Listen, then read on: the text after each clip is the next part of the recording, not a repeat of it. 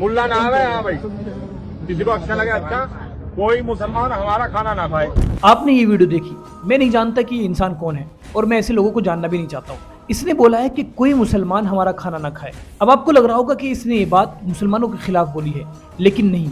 आपको थोड़ा अजीब लगेगा, लेकिन मैं आपको बताना चाहता हूँ कि इसने ये बात मुसलमानों के खिलाफ नहीं बल्कि हिंदुओं के खिलाफ बोली है। सबसे पहले तो मैं आपको ये क्लियर कर देता हूँ कि इसकी ये बात कि कोई मुसलमान हमारा खाना ना खाए, ना ही मुसलमानों को कोई इससे प्रॉब्लम है और ना ही हम इस बात को अपने खिलाफ समझते हैं। बिकॉज ना मुसलमानों को कल इसके खाने की जरूरत थी, ना आज है और ना कल होगी। अब मैं आपको बताता हूँ कि ये इसकी बात हिंदुइज्म के खिलाफ किस तरह से है। बिकॉज जितना मैंने हिंदुइज्म के बारे में जाना है, पढ़ा है या अपने दोस्तों से सुना है, हिंदुइज्म कहता है कि विश्व दो कुटुंबकम, यानी इस अर्थ पर, इस दुनिया में जितने भी धर्म के लोग हैं उनको आप धर्म के हिसाब से ना देखें बल्कि उनको आप एक परिवार की तरह देखें।